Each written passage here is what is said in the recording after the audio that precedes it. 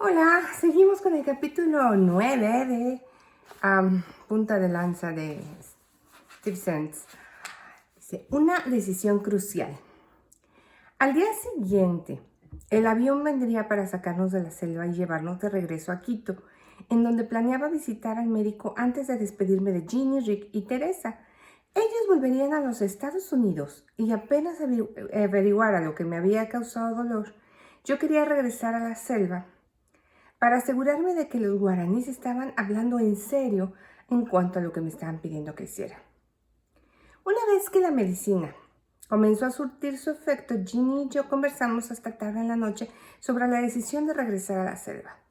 Steve, presiento que deberías hacer lo que los guaraníes te están pidiendo. Lo único que sabía era que yo no podría. Ahora pienso que podría sobrevivir en la selva, me dijo Ginny. Todavía pienso que sería más un estorbo que una ayuda, pero ya no tengo miedo. Ahora el tiempo de que yo fuera cauto. Le había señalado a mi Iñanani, o sea, a los de la tribu que constituían mi familia extendida, que había muchos otros que estaban tratando de ayudarles. ¿Qué puedo hacer por ustedes que ya no hayan hecho otros?, les pregunté. La abuela Dauma contestó regañándome. No decimos ven a hacer por nosotros, decimos ven, enséñanos, nosotros lo haremos nosotros mismos. Lo que me estaban pidiendo parecía imposible. ¿Cómo podría esta gente que no podían leer ni comprendía el concepto del dinero dirigir o manejar una clínica? ¿Cómo podrían 2000 guaraníes conseguir la suficiente influencia para persuadir al gobierno ecuatoriano a considerar sus intereses en contra de las poderosas compañías petroleras? Por otro lado, me dije a mí mismo, por lo menos están listos para tratar algo diferente en vez de esperar otras limosnas. Los guaraníes por su naturaleza no eran mendigos, pero con todo el mundo que quería ayudarlos se habían convertido en una sociedad en su mayor parte receptora de beneficencia pública. Los guaraníes estaban acostumbrados a vivir de la tierra en su propio territorio. Cuando trataban de dejar la selva, tenían que tener dinero para comprar comida y alojamiento, pero no tenían destrezas laborales y no estaban acostumbrados a hacer lo que los otros les pidieran. Su cultura tampoco les había preparado para la planificación diaria que la vida en el mundo de afuera exige.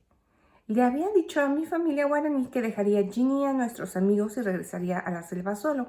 Si en realidad ellos querían hacer algo por su propia gente, les dije que necesitábamos hablar con los demás guaraníes en las otras aldeas para ver si estaban de acuerdo. Pensé en contratar una avioneta para que me llevara de la aldea en aldea, pero iba a ser muy caro y difícil de planear. Ningún piloto quería pasar la noche en las aldeas de la selva. La alternativa era que la avioneta me dejara en una y luego volviera para recogerme y llevarme a la siguiente. Eso tampoco parecía buena idea. Estaría pagando cientos de dólares para que la avioneta volara vacía, para usarla apenas unos pocos minutos de una aldea a otra. Además, ya había estado de viaje por mucho tiempo. Sabía que pasar una semana en las trochas me obligaría a recordar las inconveniencias tanto físicas como emocionales de vivir en la selva. Ya me había acostumbrado al estilo de vida del mundo de Disney estadounidense. Sin embargo, de regreso a Quito, comencé a arrepentirme. Por años ya no había caminado más que cortas distancias. No distaba mucho de la puerta trasera de mi casa hasta el carro. El único lugar en donde caminaba mucho era en el centro comercial y trataba de hacerlo no más de una vez al año. Me preocupaba que tal vez no pudiera ir de aldea en aldea, sobre todo calzando botas de caucho baratas, el calzado habitual de la selva. Los demás zapatos se mojan, se llenan de lodo y ahí se quedan. Ginny, Teresa, Rick y yo pasamos el día en Quito, visitando la escuela a la cual asistí el segundo grado hasta terminar la secundaria. Entonces fuimos al edificio contiguo en donde era la estación de HCJB, preparaba programas en ruso, alemán, checoslovaco, japonés, portugués y muchos otros lenguajes. Esas transmisiones en idiomas múltiples se emitían por onda corta a todo el mundo. Después de que mataron a mi padre, mamá nos mantuvo en Shell por un año, mientras otro piloto y su familia se preparaban para sustituirlos en sus papeles de apoyo para los misioneros y varias tribus de las selvas orientales de Ecuador. Después de que, dice, luego pasamos un año en California. Katy, Philip y yo vivimos con los padres de mamá mientras ella viajaba y contaba lo que nos había pasado en el Ecuador. Millones habían leído retazos de la tragedia en revistas de Life o Selecciones y cientos de artículos de periódicos por toda la nación. El público, tanto creyentes como no creyentes, quedó cautivado por la idea de que el siglo XX entrara en contacto con la edad de piedra. La idea de primitivos que esgrimían lanzas masacrando a blancos que tenían pistolas pero se habían negado a defenderse, hacía el relato aún más cautivador. Asistí al primer grado en California y ahí descubrí que era pequeño el mundo para mis compañeros. Qué pequeño era el mundo para mis compañeros. Ninguno de ellos podía hablar un segundo idioma. Todos eran niños blancos que venían de barrios similares de clase media. Ni siquiera sabían lo que era una selva. Su mundo se extendía de Disneylandia a la playa. Ninguna de las dos más que a corta distancia de su casa. Esa fue mi primera experiencia de vivir con gente que se parecía a mí, pero con la que tenía mucho, pero muy poco en común. Estaba pensando en estas cosas mientras Ginny y yo esperábamos a Rick y Teresa afuera de la estación de radio.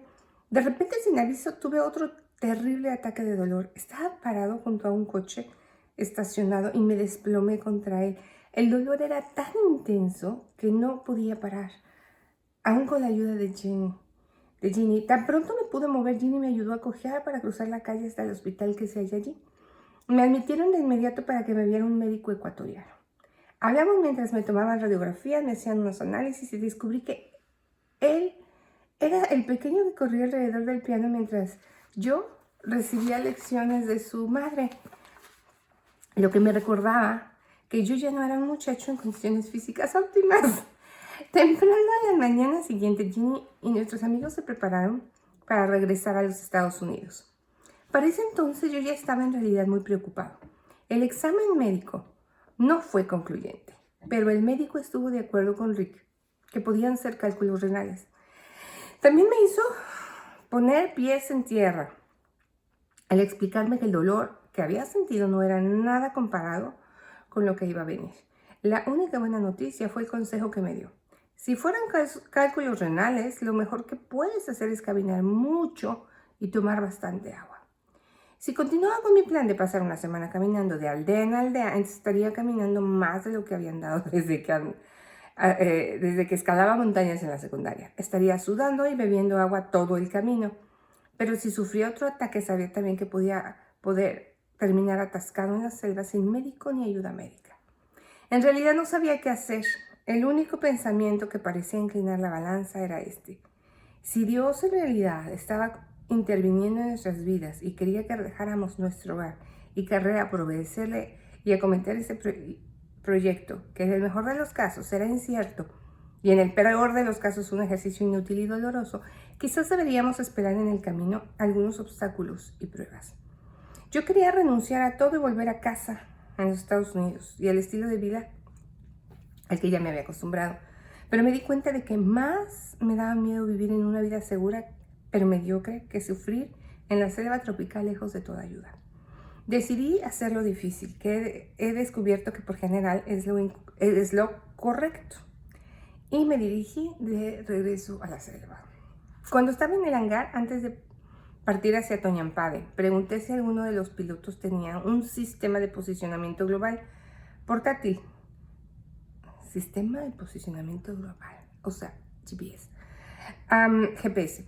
Yo había comprado en Quito unos mapas de estudio geodésicos muy precisos que cubrían el área geográfica por la que iba a caminar.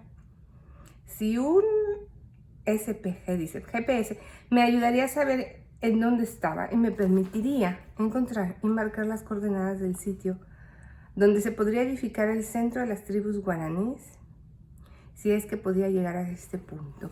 Oigan, hablando del GPS, cuando yo leí la primera vez este libro, que fue, no sé, más de 10 años, todavía esto de GPS era nuevo para mí. Se dan cuenta cómo avanza rápido la tecnología, pero bueno, en fin, esa fue una pausa personal.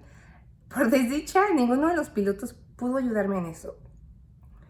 Pero un extraño que había oído mi pregunta se acercó cuando yo me alejaba sin ningún preámbulo, me preguntó, ¿ama usted a Cristo? Si la pregunta del extraño me pareció un poco radical, él se veía de igual manera. Era alto, con calva incipiente, pero con barba poblada. Mi respuesta fue sí, pero no estaba acostumbrado a que se me hiciera esa pregunta de esa manera por parte de un completo extraño y encima de eso en público. Él continuó, ¿le dice a la gente que lo ama? Pues sí, respondí. Me sentí incómodo aunque no sabía por qué. Supongo que estaba acostumbrada a tratar de que mis creencias espirituales parecieran un poquito más sofisticadas. En ese entonces no lo sabía, pero ese extraño me iba a ayudar a superar eso. Pues bien, le presto mi GPS, dijo. ¿Por qué tiene usted uno? No fue una pregunta muy diplomática de mi parte, pero no parecía tener gran cosa de diplomático. Lo uso para navegar cuando vuelo en mi avioneta por la selva. ¿Quieres verla? Nunca había conocido a nadie en el Ecuador que tuviera una avioneta privada. Había oído de un misionero que tenía un ultraligero. A lo mejor era este fulano. El hombre me llevó por la carretera del servicio que corre paralela a la pista y pasamos justo por la pequeña explanada en donde un tiempo yo había visto a mi papá despegar todos los días para volar a la selva. Son unos cuantos cientos de metros, camino arriba de nuestra antigua casa. El extraño dio la vuelta para entrar en un pequeño hangar. Solo había una avioneta en ese viejo lugar. Una vieja Cessna 172. Tuve una de esas cuando Ginny y yo vivíamos en Minnesota. Sin pensar adiviné y dije, parece como una del 68. 67, respondió él, pero ¿cómo lo sabe? Ah, en un tiempo tuve una. Muchos aviones viejos reciben mantenimiento tan meticuloso que parecen tener 20 o 30 años y todavía parecen nuevos. Este avión llamado HC-BTS no era uno de ellos. Mientras yo expresionaba el avión, el hombre siguió la conversación. A lo mejor usted es la respuesta de mi oración, dijo. He estado trabajando para conseguir esta avioneta y trayéndola acá, haciendo todo el papeleo necesario por más de un año. Ahora tengo que irme a los Estados Unidos y no tengo a nadie que me cuide a BTS. Que me cuide a BTS, sí, así le dice la avioneta. He estado pidiendo en oración que se asome a alguien que lo mantenga volando y en buena forma, y pienso que usted es la respuesta de Dios a mi oración. ¡Ah, vaya! Ni en sueño pensé, esto no podía ser realidad, o sea, no podía estar pasando. Al considerar la posibilidad de volver para vivir con los guaraníes, una de mis preocupaciones más grandes era lo aislado e indefenso que estaría sin una avioneta. Tenía pavor a la idea de tener que suplicar a alguien que me llevara en avión para entrar o salir de la selva o de aldea en aldea. Sabía que caminar era una alternativa pésima y muy dolorosa, al costo de la frustración de tener que depender de otros. El fulano de la avioneta continuó como si el trato ya se hubiera hecho. Tiene que venir a casa para leer un artículo que algunos de California me dieron. Fue ese artículo lo que los motivó para poner a mi disposición esta avioneta. Dijo el hombre que por fin supe se llamaba Rick. Eso fue un milagro. Venga, le voy a presentar a Sharon y lo puede leer. Voy por el GPS y algunas baterías, una antena especial que uso allá en la selva. Mientras caminábamos hacia donde vivía Rick, continuó contándome el relato que quería que yo leyera. Cuando me entregó una copia en la casa, mis sospechas fueron confirmadas. Hasta los extremos de la tierra era el título. Yo sabía la historia. Era la de un joven que se encontró al final de una serie de circunstancias extrañas en una ciudad legendaria de Timbuktu en África Occidental. Totalmente solo, en un clima abrasador y seco, rodeado de musulmanes fanáticos, ese joven tuvo una experiencia espiritual que le hizo añorar al padre que le había sido arrebatado cuando era niño. También le demostró que la promesa de Dios de ser un padre para los huérfanos era real. Yo había escrito ese artículo, pero no supe cómo convencer de eso a mi potencial benefactor entusiasta pero dominante. Parecía una coincidencia demasiado grande, aún para mí. Cuando al fin pude convencerle de que el artículo que había jugado un papel importante para que él consiguiera la avioneta era mi artículo, se sintió igual de incrédulo que yo. Me dijo que haría sus planes para que yo cuidara la avioneta, aunque le dije que no estaba seguro de que estaría en el Ecuador mientras él estuviera fuera. Rick me garantizó que estaba seguro de que esa era la respuesta a su oración. Solo teníamos que resolver un par de detalles. Tomé su GPS y me fui. Si yo iba a ser la respuesta a su oración de cuidar la avioneta, de seguro él iba a ser la respuesta a mis oraciones de tener una avioneta disponible. Aún si hubiera decidido comprar yo mismo una avioneta, me daba cuenta de que no tenía un año para hacer todo el papeleo. Ahora parecía que se me iba a poner en las manos una avioneta milagrosa. No era un modelo de lujo, seguro, pero por lo menos volaba. O eso era lo que pensé. ¡Wow! ¡Qué maravilla! ¿Ustedes les ha pasado que hay veces que dicen, es que ni lo voy a contar porque ni me van a creer? Porque las coincidencias de Dios no son casuales. Las coincidencias de Dios son tan bien planeadas. Dios conoce exactamente, tiene trazado un plan con mínimos detalles. Y hay veces que para nosotros no existe posibilidad, no existe una salida. Sin embargo, Dios tiene sus planes. Si Dios pone en tu corazón un sueño, si Dios te manda a hacer algo, es que te va a poner todo lo que necesites, no dudes. Vaya, sé fuerte y valiente. No desmayes, porque Dios está contigo. Él va delante de ti, te va cuidando. Tú obedécele y vas a ver que las cosas van a salir bien. Nos vemos mañana.